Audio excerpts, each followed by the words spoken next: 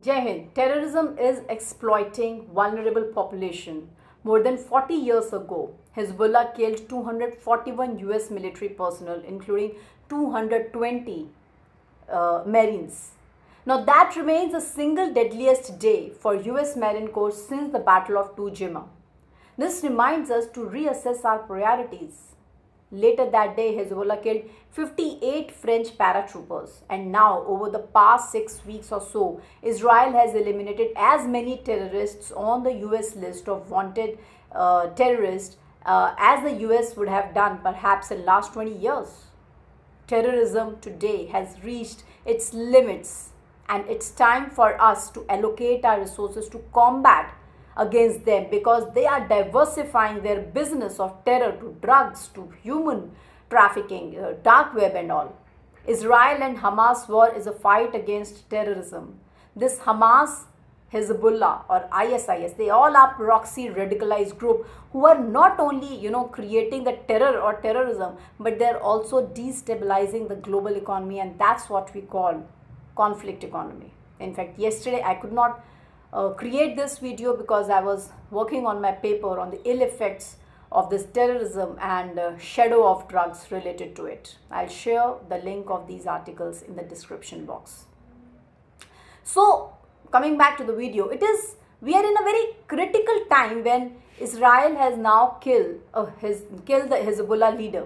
September 27th is the most important day in the Middle East since the Abraham Accords breakthrough. Iran is now fully exposed.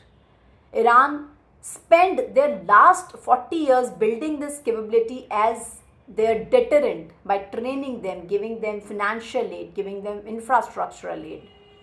Now, when we see what is the world doing, how the world is engaged in India, we are busy in the elections of Jammu Kashmir. They are in progress. US is also dealing with their seasons of elections, and along with that, with their other internal cases. Issues. Russia, Ukraine are still engaged in the conflict. Africa they are again dealing with their own issues. So the geopolitical situation is critical because the world being multipolarized, every nation is busy with their business and or developmental issues. Now the latest development in Israel and Hezbollah conflict, the Israeli killing and confirming that Hasan Nasrallah, the leader of the Hezbollah terrorist organizations and one of its founder, was eliminated yesterday together with Ali Karki, the commander of the Hezbollah Southern Front, and additional Hezbollah commanders, has been assertively claimed by Israel.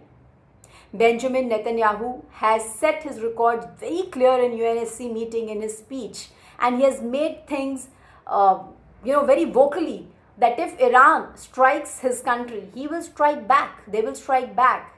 Now it is a game-changing escalation. These series of explosions, they were so powerful that were heard across the city, and Lebanon is like Gaza now.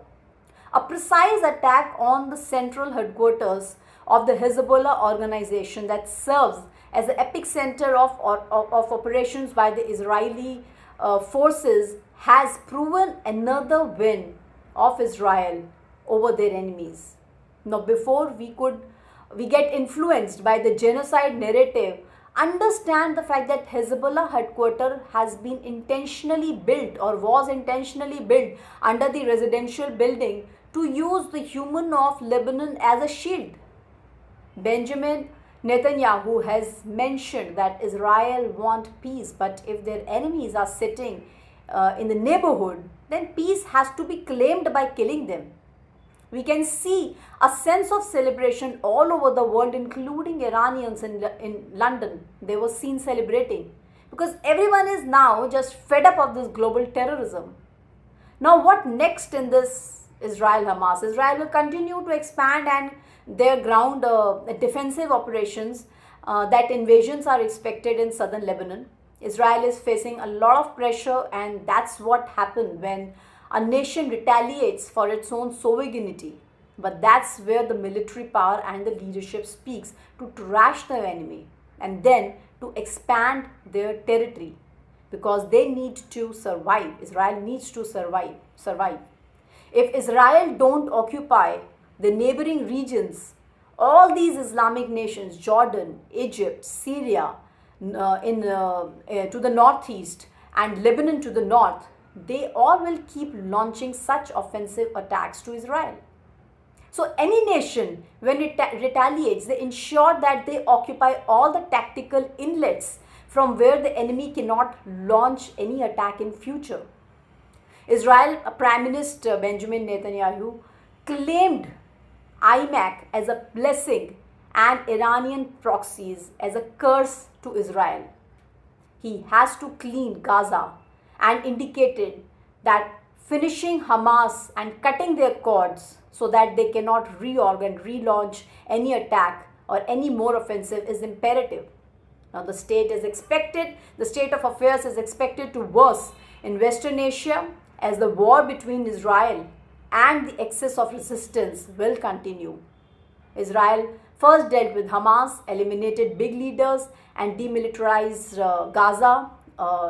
Then Iran, the leader of the Axis resistance, is also left with protecting their initial launch of offensive with its proxies. Now this is a movement to stand behind the Israel, to support them, and the large portion of the Lebanese who have also been plagued by Hezbollah and who want to return to the times when their country was thriving and Beirut a cosmopolitan city.